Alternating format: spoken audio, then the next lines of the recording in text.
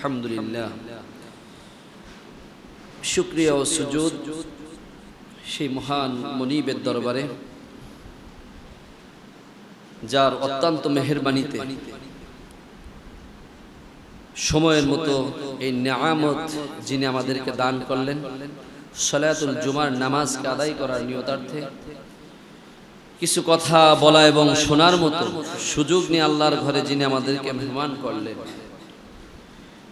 সেই মহান রব্বুল আলামিনের ইজ্জত আল্লাহ রব্বুল আলামিনের উপরে সকলেই শুকরিয়া জ্ঞাপন করে বলি আলহামদুলিল্লাহ।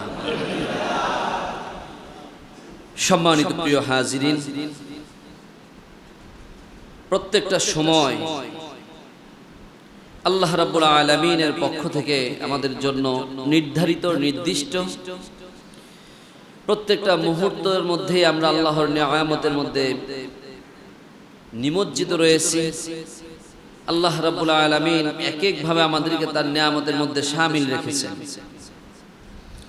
কোরআনের কথা শুনতে পারা, বলতে পারা, এটাও কি আল্লাহর পক্ষ থেকে নিয়ামতের অংশীদারিত্ব লাভ করা, নিয়ামতের মতো এই গুণ অর্জন করা। আমার প্রিয় ভাইরা, প্রত্যেকটা সময় যেহেতু আল্লাহর পক্ষ থেকে নির্ধারিত, প্রত্যেকটা সময়ের ব্যাপারে প্রত্যেকটা নিয়ামত সম্পর্কে আল্লাহর কাছে আমাদেরকে জিজ্ঞাসা করে আল্লাহ করবেন। তো সেই জায়গা থেকে মানব জীবনের লক্ষ্য উদ্দেশ্য হবে প্রতিটা মুহূর্ত যেন শুধুমাত্র আল্লাহর সন্তুষ্টির জন্য বান্দার সময় কাটে। অবহেলায় সময়কে শয়তানের কাজে, বিভিন্ন অনর্থক কাজে সময় যেন নষ্ট না হয়ে যেন আল্লাহর সন্তুষ্টির নিমিত্তে যেন সময়গুলো কাজে লাগে, যেন হিসাব দিতে সহজ হয়। আমার প্রিয় ভাইয়েরা, শুন,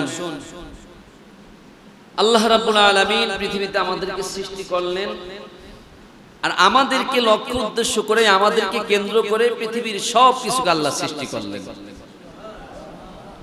আলহামদুলিল্লাহ, যে আমাদের জন্যই পৃথিবীর সব সৃষ্টিকে আল্লাহ সৃষ্টি করলেন, শুধুমাত্র এই মানুষ যেন কি হয়, তার থেকে উপকৃত হয়।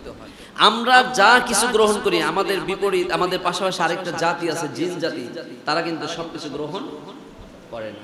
কিন্তু আমাদের জন্য আল্লাহ রাব্বুল আলামিনের পক্ষ থেকে যেটা একেবারে প্রত্যক্ষভাবে আমাদের জন্য উপকারী, আমরা তো তা গ্রহণ করি। পরোক্ষভাবেও যা উপকারী, তা কোনো না কোনো ভাবে আমাদের উপকারের জন্য ওটাকেও প্রস্তুত করা হয়। এখন এত কিছু আল্লাহ দিলেন, আল্লাহ জিজ্ঞাসা করবেন না কোনটা কোন কাজে ব্যবহার করছো, কিভাবে এগুলোকে তুমি, আমি দিয়েছিলাম তোমাদের কল্যাণের জন্য, কোন কল্যাণে কোন কাজে এটাকে তুমি কাজে লাগিয়েছো। এই জিজ্ঞাসাটাই তো হলো পরীক্ষা। জিজ্ঞাসা কি? পরীক্ষা। পরীক্ষার হলে স্টুডেন্ট বসে যায়,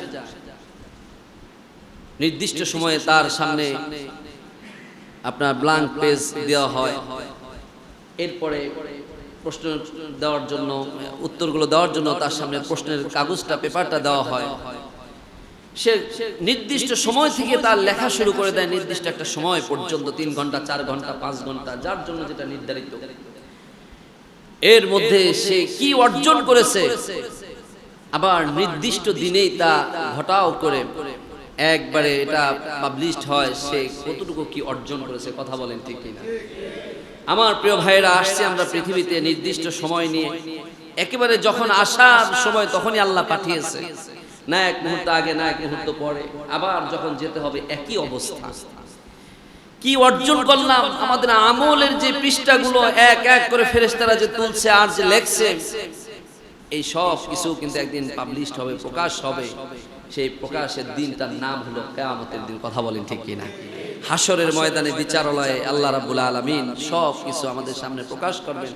অস্বীকার করব, অবিশ্বাস করব, গলার সঙ্গে ঝুলিয়ে দিবেন। তুমি কত মিটারে তুমি মানবা না, কত সহজে তুমি মানবা না, তোমার গলায় ঝুলিয়ে দিলাম, এবার তুমি পড়ো।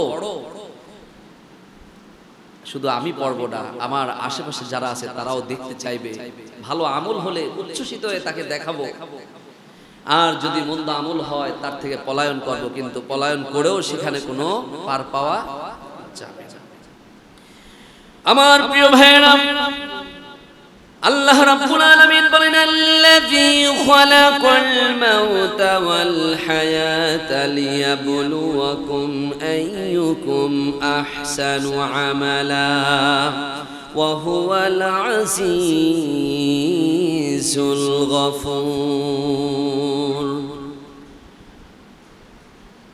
তোমাদেরকে সৃষ্টি করেছেন, তোমাদের এই সৃষ্টির পিছনে তোমাদের জন্য হায়াতকে শেষ করার জন্য তিনি সৃষ্টি করেছেন মৃত্যু। যেমনটা তোমাদের হায়াত দিয়ে মায়ের গর্ভ থেকে তোমাদেরকে জীবিত অবস্থায় দুনিয়ায় পাঠানো হয়েছে, আবার এই দুনিয়া থেকে তোমাদের পরিবর্তন ইন্তেকাল, তোমাদের ট্রান্সফারের জন্য আল্লাহ রাব্বুল আলামিন মৃত্যুকেও সৃষ্টি করেছেন। এই যে জীবনটা মায়ের গর্ভ থেকে নিয়ে পৃথিবীতে আসলাম, আর এই দুনিয়ার সূর্যের নিচে জমিনের মধ্যে চাঁদের আলোর মধ্যে আমরা আমাদের সময়টাকে অতিবাহিত করলাম। এই সময়টা কিভাবে কাটাবো আল্লাহ বললেন লিয়াবলুয়াকুম আইয়ুকুম আহসানু আমালা। আমার মানুষ সৃষ্টি করার উদ্দেশ্য হলো এই মানুষগুলো কে কে তার জীবনে উত্তম আমল করে আসে, এটাই পরীক্ষা করার মূল উদ্দেশ্য।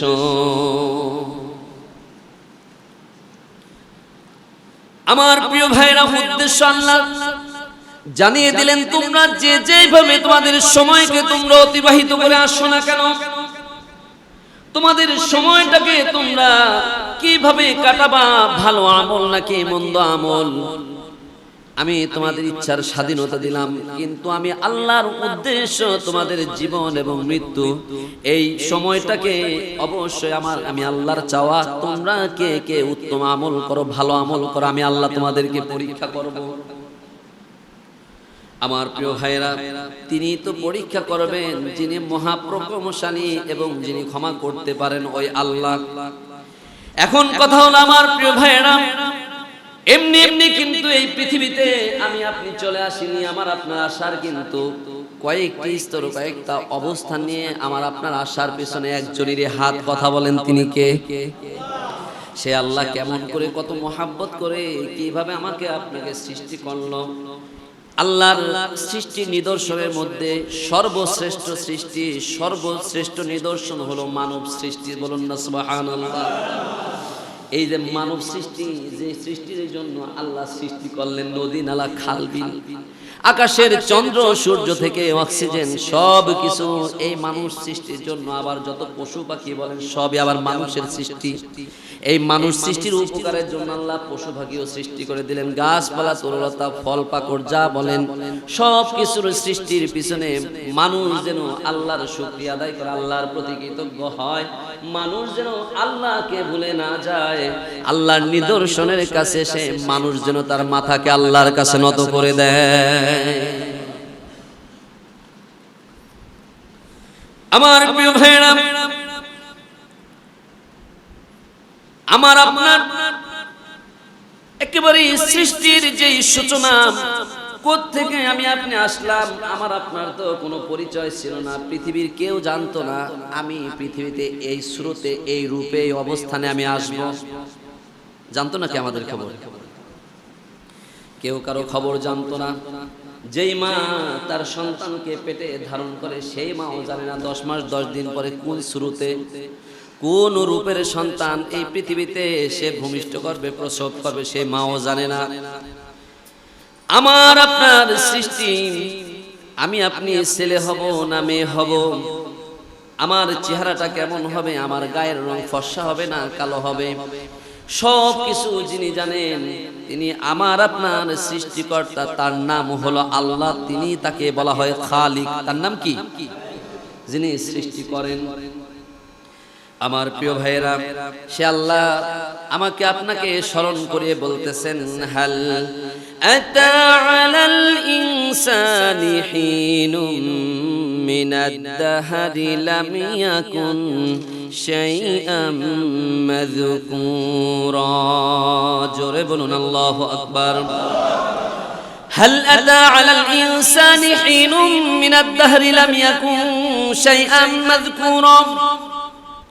আল্লাহ প্রশ্ন ছুড়ে দেন, এমন একটা সময় কি তোমার জন্য নির্দিষ্ট ছিল না, এমন একটা সময় কি তোমার জন্য ছিল না যখন তুমি উল্লেখযোগ্য কোনো বস্তুই ছিল না, উল্লেখযোগ্য কোনো বস্তুই ছিল না, তুমি ছেলে ছিল না, মেয়ে ছিলে, এমন কোনো পরিচয় তোমার ছিল না, তুমি আব্দুল রহিম না আব্দুল করিম, কোনো পরিচয় দুনিয়ার বুকে তোমার ছিল না। সেই সময়টা কেন তুমি স্মরণ করো না বান্দা? আমার প্রিয় ভাইয়েরা, তার মানে আমি আপনি দুনিয়ার মধ্যে কোনো উল্লেখযোগ্য কিছুই ছিলাম না।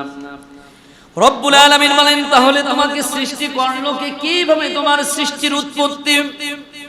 ইন্না খালাকনাল ইনসানা মিন নুতফাতিন আমশাজিন নাবতালিহি ফাজআলনাহু সামিআম বাসীরা। নিশ্চয় আমি মানুষকে সৃষ্টি করেছি, শুক্রকীট থেকে আমি এই মানুষকে সৃষ্টি করেছি। আবার প্রিয় ভাইয়েরা, এই শুক্রবিন্দু থেকে আমাকে আপনাকে সৃষ্টি করলো, দেখার শক্তি দিল, শোনার শক্তি দিল। আমার আল্লাহ বলেন, এই শুক্রবিন্দু কিন্তু পৃথিবীতে মানুষ অহরহ নষ্ট করে থাকে। কিন্তু কোন শুক্রবিন্দুর মধ্যে, কোন ফুটার মধ্যে আমাকে আপনাকে আল্লাহ পৃথিবীতে মানুষ করে কোন শুক্রবিন্দুর মাধ্যমে পৃথিবীতে পাঠাবেন, এটা কিন্তু কোনো গ্যারান্টি ছিল না। তার মানে আল্লাহ যতটুকু আমার আপনার সৃষ্টির জন্য সূচনায় কবুল করেছেন, ওইটুকু দিয়ে কিন্তু আজকে দুনিয়াতে আমি আপনি মানুষ। অমিন আয়াতিহি আন খলাকাকুম মিন আনফুসিকুম আজওয়াজান লিতাসকুনু ইলাইহা ওয়া জাআলা বাইনাকুম মাওয়াদ্দাতান ওয়া রাহমা। আমার আল্লাহ বলেন, আমার নিদর্শনগুলোর মধ্যে আমি আবার এমন একটা নিদর্শন তোমাদের সামনে রেখেছি। স্বামী স্ত্রী এই সম্পর্ক তৈরি করে, সম্পর্ক সৃষ্টি করে, সেই সম্পর্কের মধ্য দিয়ে একে অপরের কাছে যায়। আমি তাদের মধ্যে দিল ভরা ভালোবাসা দিয়েছি, মোহাব্বত সৃষ্টি করে দিয়েছি। এই মোহাব্বত, এই ভালোবাসা, এটাকে কেন্দ্র করে একজন স্বামী একজন স্ত্রী সর্বোচ্চ ভালোবাসার পরিচয় যখন দেয়, তখনই আমার আপনার মতো মানুষ সৃষ্টির সূচনা আল্লাহ তৈরি করে দেন। তার মানে মুসলমান ধর্মের মধ্যে বিবাহ যেই সম্পর্ক আল্লাহ সৃষ্টি করলেন, হিন্দু ধর্মের মধ্যেও কিন্তু বিবাহের সম্পর্ক আছে কি নাই? খ্রিস্টান ধর্মের মধ্যে আছে, ইহুদি ধর্মের মধ্যে আছে, বৌদ্ধদের মধ্যেও আছে। তার মানে যার যার ধর্মীয় রীতিনীতি অনুযায়ী তারা বিবাহের সম্পর্কের মাধ্যমে একজন আরেকজনকে হালাল করে। কথা বলেন ঠিক কিনা? আমার আল্লাহও কিন্তু ওটাকে হালাল ধরে নেন। সেটা কেমন? স্বামী স্ত্রী দুজন হিন্দু অবস্থা আছে, হিন্দু ধর্মের মধ্যে আছে, যদি এই স্বামী স্ত্রী তারা হিন্দু রীতিনীতি অনুযায়ী বিবাহ করে, 7 পাকে বাধা পড়ে যদি একজন আরেকজনকে স্বামী হিসেবে গ্রহণ করে, একজন স্বামী তার স্ত্রীকে স্ত্রী হিসেবে গ্রহণ করলো, আল্লাহ রাব্বুল আলামিন এই বান্দা বান্দির মধ্যে যখন ইসলামের আলোকে তাদের ঈমানের মধ্যে ফুটিয়ে তোলে, যখন তারা ইসলাম গ্রহণ করলো, ইসলাম এই মাসালা দেয়, ইসলাম এটাকে এইভাবেই সমর্থন করে। ওই হিন্দু রীতিনীতিতে যে বিবাহ তাদের হয়েছিল, ইসলাম গ্রহণ করার কারণে ইসলামী ভাবধারার উপরে এখন থেকে তারা স্বামী স্ত্রী কোনো সমস্যা নাই। সুবহানাল্লাহ বলবেন। তার মানে আমরা যখন বিবাহের মধ্যে যখন যাই, আমাদের বিবাহের মধ্যে ইসলামী দিক নির্দেশনা আছে কি নাই?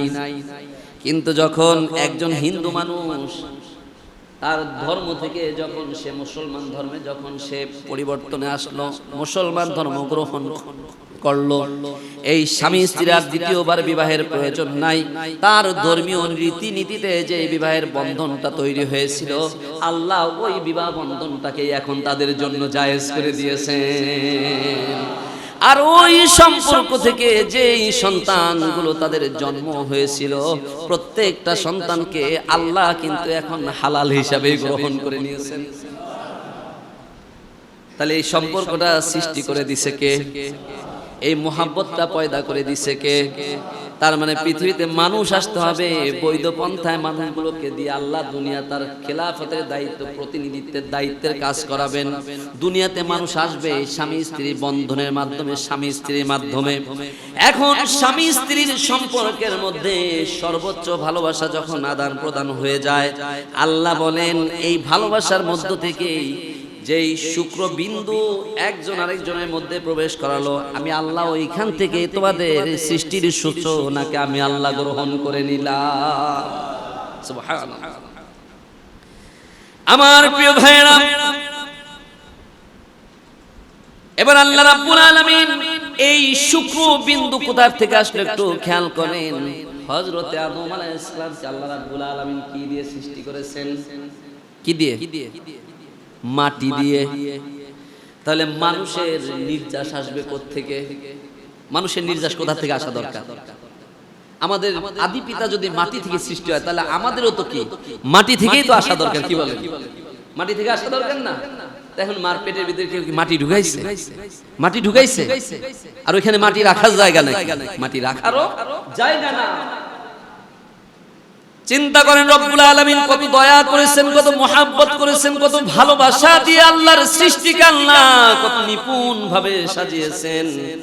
আল্লাহ রাব্বুল আলামিন ঘোষণা দিতেছেন, ওয়ালাকাদ খালাকনাল ইনসানা মিন সুলালাতিন মিন তিন। অবশ্যই আমি মানুষকে মাটির নির্যাস থেকে সৃষ্টি করেছি। বলুন না সুবহানাল্লাহ। একটু চিন্তা করেন, আমরা যদি আমাদের শরীরের দিকে তাকাই, যে যার চেহারার দিকে তাকাই, চিন্তা করি আদম আলাইহিস সালাম মনে হয় আমার মতো এরকম ফর্সাই ছিল, আদম আলাইহিস সালাম মনে হয় আমার মতো এমন কালো ছিল, আদম আলাইহিস সালাম মনে হয় আমার মতো এরকম লাল বর্ণের ছিল, হলুদ বর্ণের ছিল, এরকম চিন্তা আমাদের মধ্যে আসে। কিন্তু রব্বুল আলামিন হযরত আদম আলাইহিস সালামকে পৃথিবীর সমস্ত মানুষের জন্য আদি পিতা বানিয়েছেন। তার সৃষ্টির রহস্যটা কি? এই পৃথিবীতে কত রকম মাটি আছে, তার ভিতরে যদি আমরা এই সাভারের মাটির দিকে তাকাই, মাটির কালার কি? মাটির কালার লাল। মনে হয় যে ইট বেটে গোলানো হয়েছে নাকি, এরকম মনে হয় না? পোড়াইতে মতো মনে হয়। তেমনি ভাবে আবার যদি কোনো চরাঞ্চলে যান, যেটা দোআঁশ বালি মাটি রয়েছে, এই মাটিটার দিকে তাকাইলে মনে হবে একবারে ফর্সা, একেবারে সাদা পাউডারের মতো। এখন যদি পাউডারের মতো সাদা মাটি দিয়ে যদি আদম আলাইহিস সালামকে বানানো হয়, তাহলে লাল মাটি যাবে কোথায়? রব্বুল আলামিন কতটা ইহসান করেছেন, কতটা দয়া করেছেন।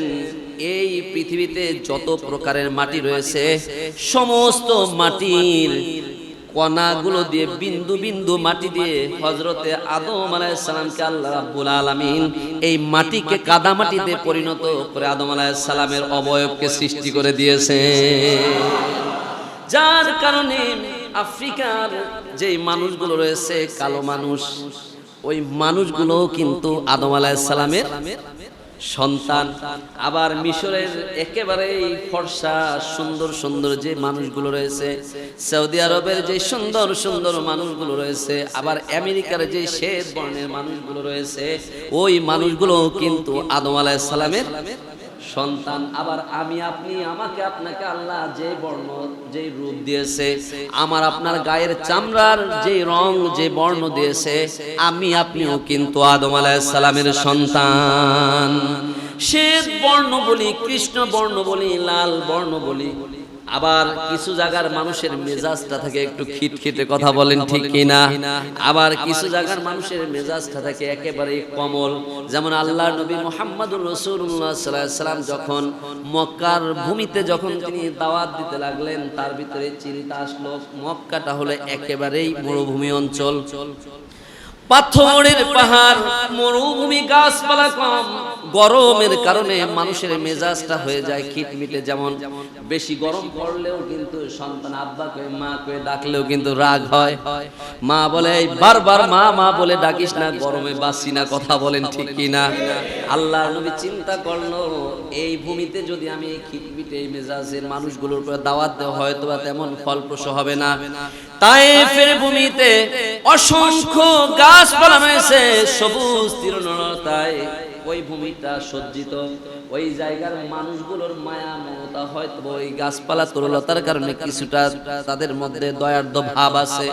আল্লাহর নবী আশা নিয়ে ভরসা নিয়ে তাদের কাছে গিয়েছিলেন। তার মানে স্থান কাল পাত্র ভেদে মানুষের মেজাজ মন মর্জি পরিবর্তন হতে পারে, হতে পারে। আমার প্রিয় ভাইয়েরা, আদম আলাইহিস সালামকে দুনিয়ার সমস্ত মাটি দিয়ে, সমস্ত রং, সমস্ত স্বাদের মাটি দিয়ে আদম আলাইহিস সালামকে সৃষ্টি করলেন। আবার পৃথিবীর সমস্ত প্রকারের পানি দিয়ে আদম আলাইহিস সালামের শরীরের মধ্যে আল্লাহ দিলেন। তার মানে আমার আপনার শরীরের মধ্যে যে পানি রয়েছে এখানে কিন্তু বিভিন্ন প্রকারের পানি আছে, কথা বলেন ঠিক কিনা? আমার আপনার শরীরের মধ্যে মিষ্টি পানি আছে কি নাই? মিষ্টি পানি আছে না? মুখের মধ্যে যেটা, এটা কি মিঠা? এটা যদি তিতা লাগতো রাখতে পারতাম গালে? যদি লোনা লোনা লাগতো রাখতে পারতাম? পারতাম না। মিষ্টি পানি দিয়েছেন মুখের মধ্যে। আবার এই মুখের পানিটাই যখন নাক দিয়ে বের হয়, অনেকেই বলবেন যে হুজুর এটাকে আপনি খান নাকি? না, অনেকেই এটা আমরা স্বাদ জানি, এটা কি হয়ে যায়? একটু লবণাক্ত, লোনা লোনা হয়ে যায়। তার মানে এটা নষ্ট পানি, এটা দিয়ে কোনো কাজে লাগে না। আবার যে পেশাব করা হয় এই পেশাবটাও কিন্তু লোনা পানি, এটাও কোনো কাজে লাগে না, এগুলো নষ্ট পানি। তার মানে আমার প্রিয় ভাইরা, আল্লাহ রাব্বুল আলামিন দুনিয়ার সমস্ত মাটি দিয়ে হযরতে আদম আলাইহিস সালামকে সৃষ্টি করলেন।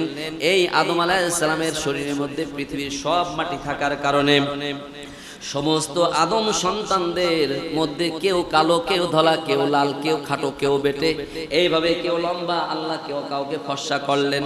আবার কারো মন মেজাজের মধ্যে মায়া দিলেন, আবার কাউকে একেবারে খিটখিটে মেজাজের বানাইলেন। তার মানে আমার প্রিয় ভাইয়েরা, বিজ্ঞান বলে মানুষের শরীরের মধ্যে এই মাটির যে প্রোটোপ্লাজম রয়েছে তা হলো 8টা। তা কয়টা? 8টা। এই 8টি প্রোটোপ্লাজম পাওয়া যায়। তার মানে একটা হলো magnesium, sodium, potassium, calcium, phosphorus, chlorine. এইভাবে আল্লাহ রাব্বুল আলামিন সালফার, আয়রন দিয়ে 8টা একেবারে প্রোটোপ্লাজম। এই 8টা প্রোটোপ্লাজম যেটা আদম আলাইহিস সালামের শরীরেও ছিল।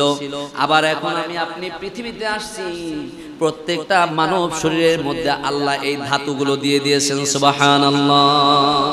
একজন বিজ্ঞানী সে চিন্তা করলো মাটির মধ্যে এই নির্যাসগুলো যেহেতু রয়েছে, এই প্রোটোপ্লাজম রয়েছে, যে মাটির যেই একেবারে মূল মানুষ সৃষ্টি হওয়ার জন্য যে ধাতুগুলো দরকার, যেহেতু এগুলো আছে, তাহলে আমি এগুলো একটু চেষ্টা করি, দেখি এর মধ্য দিয়ে আমি একটা মানুষ সৃষ্টি করতে পারি কিনা।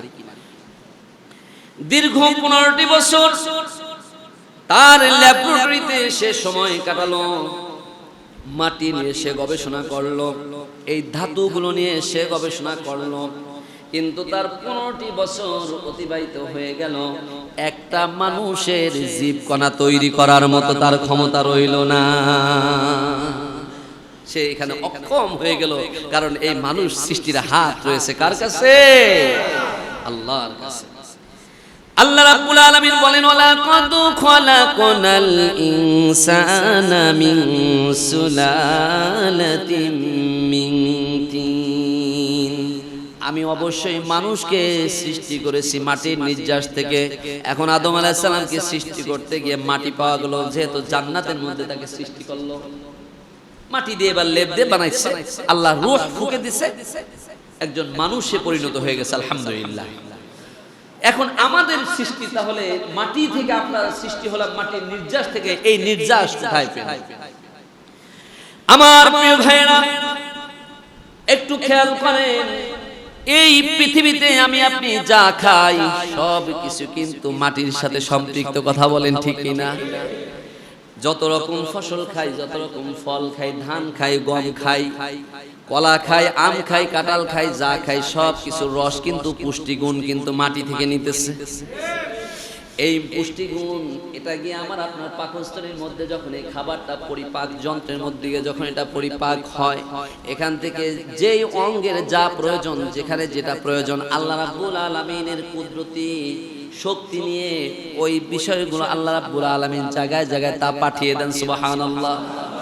এখন আমার আপনার শরীরের মধ্যে যে ক্যালসিয়াম তৈরি হয়, এই ক্যালসিয়াম কিন্তু এই খাবার থেকে আসে। কথা বলেন ঠিক কিনা আমার প্রিয় ভাইরা? এবার এই স্বামী স্ত্রীর যে নুতফা, এই নুতফাও কিন্তু এই খাবার থেকেই আল্লাহ তৈরি করে দেয়। বলুন না সুবহানাল্লাহ। তাহলে আমি আপনি প্রত্যক্ষ পরোক্ষভাবে দেখা যাইতেছে আমার আপনার সৃষ্টি যেহেতু ওই নুতফা বীর্য থেকে, ওই শুক্রকীট থেকে, তার মানে আমার আপনার সৃষ্টিও কিন্তু এই মাটির নির্যাস থেকে। কথা বলেন ঠিক কিনা? রব্বুল আলামিন বলেন এই নুতফাকে আমি অতীব যত্ন করে, অতীব যত্ন সহকারে, যেমন তেমন জায়গায় কিন্তু আমি রাখি না, তা কিন্তু খুব যত্ন করে একেবারে খুব পরিপাটি জায়গায় আমি রেখে দিয়েছি, তা যেন নষ্ট হতে না পারে। সুম্মা জাআলনাহু নুতফাতান ফি করারিম মাকিন। সুবহানাল্লাহ। এই জিনিস যদি কেউ আল্লাহ যদি বলতো এই নুতফাকে তোমাদের বগলের নিচে রাখো, এটা সংরক্ষণ করা কষ্ট হইতো কি হইতো না? হইতো না? মায়ের জাত তখন ওই যে মুরগি যেরকম ডিম নিয়ে বসে থাকে, আবার বিভিন্ন পশু পাখি যেরকম আপনার পাখি যেরকম ডিম নিয়ে বসে থাকে, তাহলে মাদেরকেও কি করতে হইতো? এগুলো নিয়ে বসে থাকতে হইতো। কি বলেন?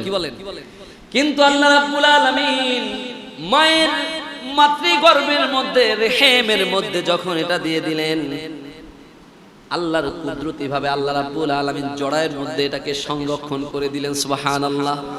দুনিয়ার কোনো জান, দুনিয়ার কোনো জীবাণু গিয়ে তা ধ্বংস করে দেবে এমন শক্তি কাউকে দেওয়া হয় নাই।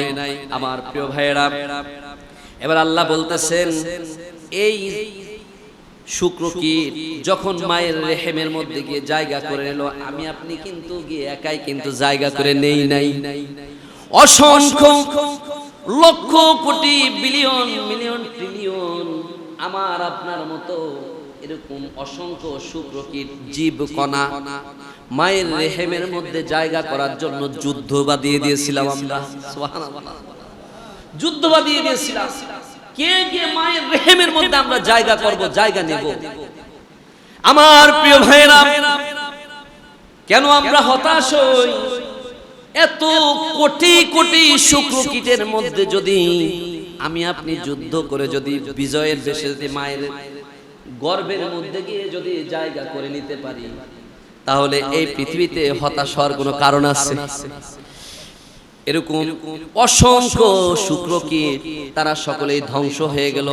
সকলকে ধ্বংস করে দিয়ে একমাত্র আমি গিয়ে আমার মায়ের রেহেমের মধ্যে জায়গা করে নিলাম।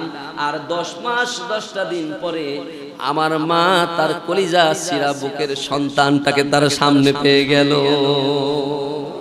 সুবহানাল্লাহ। যদি একটা শুক্রকীট, একটা শুক্রবীজ, যদি একটা জীব কণা যদি মায়ের রেহেমের মধ্যে জায়গা নেয়, একটা সন্তানই হয়। যদি 2টা নেয় তাহলে কয়টা হয়? যদি 3টা হয়, 3টা যদি জায়গা নেয় 3টা হয়। যদি 7টা জায়গা নেয় 7টা সন্তান হয়। এই পর্যন্ত সারা বিশ্বের মধ্যে 14টা পর্যন্ত সন্তান একসাথে জন্ম দেওয়ার রেকর্ড আছে। কয়টা? 14টা। তার মানে 14টা শুক্রকীট জীব কণা তার মায়ের রেহেমের মধ্যে গিয়ে জায়গা করে নিয়েছে। সুবহানাল্লাহ। আমার প্রিয় ভাইরা, আল্লাহ বলেন ফি করারিম মাকিন, ইন্টেনসিভ কেয়ার, এতটাই নিরাপদ জায়গায় তোমাদেরকে রেখে দিলাম, তোমাদেরকে আমি জায়গা করে দিলাম, যেখানে দুনিয়ার কেউ গিয়ে কোনো ঝামেলা করতে পারে নাই, দুনিয়ার কেউ গিয়ে তোমাদেরকে ক্ষতি করতে পারে নাই। আল্লাহ রাব্বুল আলামিন ওইখানে এইভাবে আমাদেরকে 40টা দিন রেখে দিলেন। সুবহানাল্লাহ। এইভাবে 40টা দিন আমাদেরকে রেখে দিলেন। এই 40 দিনের মধ্যে যে পরিবর্তন এসেছে, ثم خلقنا النطفة علقة فخلقنا المضغة فخلقنا العلقة مضغة فخلقنا المضغة عظاما فكسونا العظام لحما ثم خلقنا النطفة علقة এই শুক্রকীট রব্বুল আলামিন ওই মায়ের জরায়ের মধ্যে লেপ দিয়ে রেখেছিলেন, ওইখান থেকে এটাকে বানিয়ে দিলেন, এমন একটা অবস্থানে বানিয়ে দিলেন যেটা মুখের মধ্যে যদি এমন একটা অবস্থানে রাখলেন যেটা রক্ত হয়ে গেল, রক্তের একটা যদি কোনো আপনি একেবারে ঘন কোনো কিছুর উপরে যদি ঘন তরল জাতীয় কিছুর উপরে দিয়ে সামান্য রং ফেলেন, ওই রংটা যেমন গিয়ে ওইখানে জায়গা করে নেবে, কোনো আস্ত না ভাষা ভাষা একটা রক্ত, এরকম একটা অবস্থানে আল্লাহ এখানে তৈরি করে দিলেন এই শুক্রকীটকে। আল্লাহ রাব্বুল আলামিন বলেন এই আলাকা জমাট রক্ত হয়ে গেল, এই জমাট রক্তকে আমি আমার কুদরতি ক্ষমতায় ফাখলাকনাল আলাকাতা মুদগা, আমি এটাকে মুদগায় পরিণত করে দিলাম। এবার বলুন হুজুর মুদগা কি? মুদগা কি? এখনো কিন্তু আমার আপনার মধ্যে রূহ আসে নাই, শুক্রকীটের মধ্যে রয়েছে। এবার যখন রক্তের মধ্যে আমার আপনার একটু চিহ্ন হয়ে গেল, আমি আপনি রক্তের মতো আমি আপনি ভাসমান অবস্থায়, যেমন থুতুর সঙ্গে রক্ত বের হইলে থুতুর দিকে তাকাইলে দেখা যায় রক্ত ভাসমান অবস্থায়, মায়ের গর্ভের মধ্যে ও মানুষ আমি আপনি এমন ভাবেই ছিলাম, এইভাবেই কিন্তু ভাসমান অবস্থায় ছিলাম। আবার এই রক্ত জমাট হয়ে যখন আল্লাহ রাব্বুল আলামিন রক্তটার মধ্যে ঘনত্ব এনে দিলেন, পুরুত্ব এনে দিলেন, এমন একটা ভাব আনলেন, মুখের মধ্যে যদি কিছু কাঁচা গম যদি চাবানো হয়, সুইংগাম চাবানো হলে যেমন এই সুইংগামটা ধারণ করে সর্বশেষ অবস্থা, গম চাবানোর পরে ওই কয়েকটা গম যদি আপনি চাবান, একেবারে একটা আঠালো আঠালো একটা মাংসের চাবানো, মাংসের মতো চাবানো গোশতের মতো একটা ভাব আসবে। আর এমত অবস্থায় আল্লাহ রাব্বুল আলামিন মায়ের গর্ভের মধ্যে আমাদের 40টা দিন আল্লাহ অতিবাহিত করে দেন, সুবহানাল্লাহ। এখনো কিন্তু আমার আপনার মধ্যে আল্লাহ রূহ দেন নাই, আমার আপনার মধ্যে এখনো কিন্তু রূহ আসে নাই। আল্লাহ রাসূল সাল্লাল্লাহু আলাইহি ওয়াসাল্লাম বলেন ইন্না হাদাকুম ইয়াজমাউ খালকু ফি বাতনি উম্মিহি 40 ইয়াওমান সুম্মা ইয়াকুনু ফি যালিকা আলাকাতান মিসলা যালিকা সুম্মা ইয়াকুনু যালিকা মুদগাতান মিসলা যালিক। 40 দিন যখন মায়ের গর্ভের মধ্যে 40টা দিন যখন আমার আপনার এই অবস্থা হয়, তখন সর্বশেষ অবস্থা মুদগায় পরিণত হয়ে যায়। ইদা বানরা বিন নুতফাতি সিনতানি ওয়া 40 লাইলা, আল্লাহর নবীর হাদিসের মধ্যে আসতেছে 40 দিন অতিবাহিত হওয়ার পরে যখন 42তম দিন আমার আপনার বয়স হয়ে গেল মায়ের গর্ভে, এই 42তম দিনে বাআসাল্লাহু ইলাইহা মালাকান ফাসুরুহা ওয়া খালাকা সামাআহা ওয়া বাসারাহা ওয়া জিলদাহা ওয়া লাহমাহা ওয়া ইযামাহা, একজন ফেরেশতা আমার আপনার তত্ত্বাবধানের জন্য আমাকে আপনাকে সৃষ্টি করার জন্য আল্লাহ পাঠিয়ে দেন।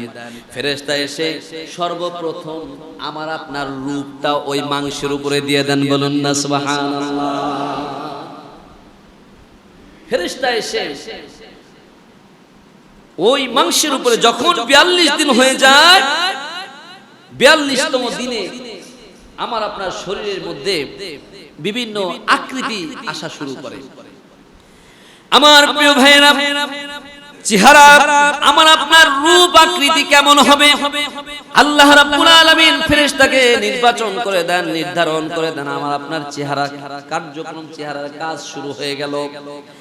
আবার সর্বপ্রথম আমার আপনার যে কাজ হয়ে গেল চেহারার পরেই আমি আপনি দুনিয়াতে এসে কি শুনবো না শুনবো, এই কানের মধ্যে শ্রবণ শক্তিটা আল্লাহ দিয়ে দেন, সুবহানাল্লাহ। এবার চিন্তা করেন এই চেহারাটা আমি আপনি কার জন্য এই জমিনে আমি আপনি নত করে দেই? আল্লাহর জন্য। এই চেহারাটা আল্লাহর কুদরতি পায়ের কাছে আমরা রেখে দিই, সুবহানাল্লাহ। আমার প্রিয় ভাইরা, চেহারা সুন্দর হয়েছে বলে এটা নিয়ে বড় বীরত্বের কিছু নাই, বড় গর্বের কিছু নাই। চেহারাটা আমি আপনি আল্লাহর কুদরতি পায়ের উপরে দিনে কয়বার রাখতে পারলাম, এটার মধ্যেই বীরত্বের ভাব আছে। কথা বলেন ঠিক কিনা? ফেরেশতা আসলো, চেহারাটা দিয়ে দিল। এখন যার একটু চেহারা দেখতে শুনতে একটু অন্যরকম, কালো বা দেখতে ভালো না, তাকে কটাক্ষ করা যাবে? তার জন্য যা নির্ধারণ, আমার জন্য তা নির্ধারণ। আল্লাহ তাকে ওইভাবেই সৃষ্টি করছে, শুকরিয়া আদায় করতে হবে। শ্রবণ শক্তি আল্লাহ দিয়ে দিলেন, শ্রবণ শক্তি রব্বুল আলামিন দিলেন। তার মানে এই কান দিয়ে যা তা শোনা যাবে না, এই কান দিয়ে আল্লাহর কথা শুনতে হবে। এই কান দিয়ে কি শুনতে হবে? আল্লাহর কথা। এরপর আল্লাহ দিলেন আমার আপনার এই যে শ্রবণ শক্তি, অবাসরহা দৃষ্টি শক্তি দিলেন, চোখ দিয়ে দেখো বান্দা, কান দিয়ে শোনো।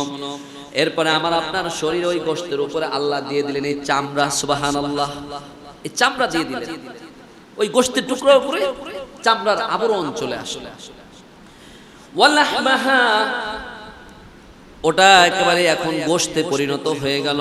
ওয়াইযামাহা, আর এই গোশতটাকে তখনও কিন্তু কোনো শরীরের মধ্যে হাড় নাই, ওই গোশতের টুকরার মধ্যে হাড় নাই। আল্লাহ রাব্বুল আলামিন ওই গোশতের টুকরার মধ্যে আমার আপনার মেরুদণ্ডটা দিয়ে আল্লাহ কাজ শুরু করে দিলেন। সুবহানাল্লাহ, হাড় সৃষ্টি হয়ে গেল। এবার কোরআন কি বলে? فخلقنا المضغة عظاما فكسونا العظام لحما ثم أنشأناه خلقا آخر فتبارك الله أحسن الخالقين। এই যে গোশতের টুকরাটা বললাম, চিবানো মাংসের কথা বললাম, এই মুদ্গাকে আল্লাহ রাব্বুল আলামিন এরপরে যে এখানে কার্যক্রম শুরু করে দিলেন, ফাকাসাওনাল ইযামা লাহমা। এবার ওইখানে শুরু হয়ে গেল হাড়ি তৈরি হওয়া, একটা স্ট্রাকচার তৈরি হওয়া। আমার আপনার শরীরের মধ্যে কিন্তু একটা মানব কঙ্কাল আছে। কথা বলেন ঠিক কিনা? 360 জোড়া এখানে আমার আপনার শরীরের মধ্যে হাড় আছে। 360 জোড়া হাড় আছে। এই হাড় দিয়ে আমার আপনার স্ট্রাকচার তৈরি হয়ে গেল।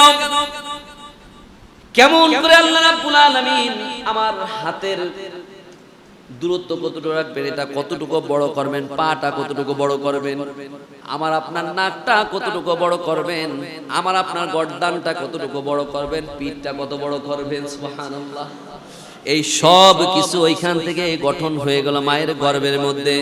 আল্লাহ বলতেছেন সুম্মা আনশাআনাহু খালকান আখর। এই যে ফাকাসাওনাল ইযামা লাহমা, আমি এই স্ট্রাকচারটা গঠন করে এখানে গোশত দিয়ে আমি লেপে দিলাম, গোশত দিয়ে প্রলেপ তৈরি করে দিলাম। তার মানে আমাদের এখন দুনিয়াতে আমরা শরীরের মধ্যে হাত দিলাম, আমরা হাড়গুলো পাই ভিতরে, গোশতগুলো পাই উপরে, চামড়াটা পাই তার উপরে। আমার প্রিয় ভাইরা, আল্লাহর সৃষ্টিতে আল্লাহ রাব্বুল আলামিন কোরআন খুলে, কোরআনের মধ্যে খুলে খুলে আল্লাহ বলতেছেন, দেখো কত সুন্দর করে সৃষ্টি করলাম। তোমাদের এই নুতফাকে আমি বানাইলাম আলাকা, জমাট রক্ত। এই আলাকাকে আমি বানাইলাম মুদ্গা, চিবানো গোশত। এই চিবানো গোশতকে আমি বানাইলাম একটা স্ট্রাকচার। এই স্ট্রাকচারের মধ্যে আমি গোশত দিয়ে আমি এই তোমাদের অবয়বের উপরে, এই গঠনের উপরে আমি গোশত দিয়ে প্রলেপ তৈরি করে দিয়ে বানিয়ে দিলাম। সুম্মা আনশাআনাহু খালকান আখর। একেবারেই শুক্রবীজ, এই জীববীজ, এখান থেকে এখন একটা দিব্যি মানুষে আল্লাহ পরিণত করে দিলেন। সুবহানাল্লাহ। এবার আল্লাহ নিজেই বলতেছেন ফাতাবারাকাল্লাহু আহসানুল খালিকিন। আহা, বরকতময় আল্লাহ কত সুন্দর করে তার সৃষ্টিকে, কত নিপুণ করে তিনি তার সৃষ্টিকে যেই সৃষ্টির ভাব দেওয়ার দরকার ছিল, সৃষ্টির হক আদায় করার দরকার ছিল, তিনি তার সৃষ্টিকে কত নিপুণ করে সাজিয়ে দিলেন। বলুন না সুবহানাল্লাহ, সুবহানাল্লাহ। আমার প্রিয় ভাইরা, তার মানে মানুষ সৃষ্টি হয়ে গেল কিসের থেকে সৃষ্টি হলো? আল্লাহু আম্বাতাকুম মিনাল আরদি নাবাতা। আল্লাহ বলেন আমি প্রত্যেকটা মানুষকে আমি তোমাদেরকে মাটি থেকেই উদ্গত করেছি। এখানে কোনো অবিশ্বাস আছে? কোন অবিশ্বাস আছে? তার মানে আমার আপনার সৃষ্টি কোত্থেকে হলো? মাটির নির্যাস থেকে। কিসের থেকে? মাটির নির্যাস থেকে আমার আপনার সৃষ্টি হলো। আর সৃষ্টির প্রক্রিয়া তো বুঝলেন নাকি? কথা তো অনেক, শেষ তো করতে পারলাম না, সময় কম। আজকে পর্যন্ত ইনশাআল্লাহ বাকি আলোচনাটা আগামী জুমা ইনশাআল্লাহ শেষ করার চেষ্টা করব বিমাশিয়াতিল্লাহি তাআলা। এখান থেকে প্রিয় ভাইয়েরা, যেহেতু আল্লাহ কান দিয়েছে শুনছি, ঠিক না? এই শ্রবণ শক্তি আল্লাহ দিলেন, দৃষ্টি শক্তি দিলেন। এখন আমাদের তো অন্তর দিয়ে এটা চিন্তা করা দরকার। কোরআন দিয়ে হাদিস দিয়ে কথাগুলো হলো, চিন্তা করা দরকার কেন আল্লাহ আমাদেরকে এত সুন্দর করে সৃষ্টি করলেন। আসুন আগামী জুমা ইনশাআল্লাহ বাকি যে কথাগুলো আছে ইনশাআল্লাহ বলার চেষ্টা করব। এই মানুষের মধ্য থেকেই আল্লাহর সঙ্গে বাক বিতণ্ডা করে এত সুন্দর করে, আচ্ছা আল্লাহ মুসলমানদেরকে এত সুন্দর করে, এত মায়া করে, এইভাবে মোহাব্বত করে ফেরেশতা দিয়ে এইভাবে মায়ের গর্ভের মধ্যে যত্ন করে সৃষ্টি করলেন। অন্য ধর্মাবলম্বী যারা আছে তাদেরকে কি আল্লাহ কি এর বাইরে সৃষ্টি করছেন? সকলকে সেম ভাবে আল্লাহ এইভাবেই সৃষ্টি করছেন। এর জন্য আল্লাহ রাব্বুল আলামিন কিয়ামতের ময়দানে আল্লাহর এক নাম হবে জব্বার। আল্লাহ কঠোর হয়ে যাবেন, কাহ্হার, আল্লাহ ধমক দিবেন, শাদীদুল ইকাব, আল্লাহ কঠোর শাস্তি দিবেন, আযাবুন আযীম, মহা শাস্তি দিবেন, আযাবুন আলীম, যন্ত্রণাদায়ক শাস্তি দিবেন।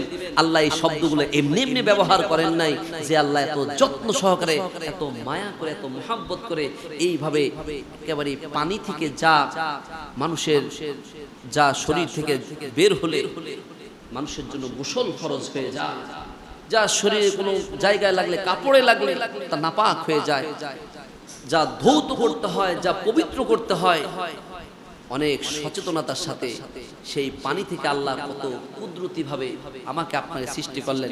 এখন এটা যখন মায়ের পেটে রেহেমে চলে যায় তখন আর তার নাপাক পানিতে থাকে না, তা আল্লাহ তখন আল্লাহর কুদরতি ভাবে তা পবিত্র করে নেন। বলুন না সুবহানাল্লাহ, সুবহানাল্লাহ। আমার প্রিয় ভাইয়েরা, আসুন আসুন আমরা আল্লাহকে ভয় করি। এইগুলো চিন্তা করলে আল্লাহর ভয় তো এমনিই ভিতরে চলে আসে, উৎসাহ উদ্দীপনা এমনিই চলে আসে, আমলে ভালো লাগবে। আপনার যখন নামাজ পড়তে ইচ্ছা হবে না, এই কথাগুলো চিন্তা করবেন। আপনার যখন হারাম ধরতে ইচ্ছা হয়, আপনি তখন এই কথাগুলো চিন্তা করবেন যে যেই হাত দিয়ে আজকে আমি হারাম ধরতেছি, এক সময় এই হাতের কোনো অস্তিত্ব ছিল না। যে পা দিয়ে আমি হারাম কাজের দিকে অগ্রগামী, এই পায়ের কোনো অস্তিত্ব ছিল না। যে চোখ দিয়ে আজকে আমি হারাম জিনিস দেখছি, এই চোখের কোনো অস্তিত্ব ছিল না। আমি কি ছিলাম? মুখের থেকে যদি থুতুর সঙ্গে রক্ত বের হয়, যেভাবে ওই থুতুর উপরে রক্তটা ভাসমান থাকে, আমার তো এক সময় এরকমই আমি ছিলাম। আজকে আল্লাহ আমাকে দয়া করে, মায়া করে, মোহাব্বত করে এইভাবে যে আল্লাহ আমাকে সৃষ্টি করলো, আমার সৌন্দর্য যে আল্লাহ মানুষের সামনে প্রকাশ করলো, আমি কেন সেই আল্লাহকে ভুলে যাচ্ছি? যদি এই চিন্তাগুলো আমার প্রিয় ভাইয়েরা করতে পারি, তাহলেই কিনা আজকের এই আলোচনা আমাদের সকলের জন্য সার্থক হবে। আল্লাহ আমাদের সকলকে কবুল করুন। সবাই বলে আমিন। আসসালামু আলাইকুম ওয়া রাহমাতুল্লাহি ওয়া বারাকাতুহু।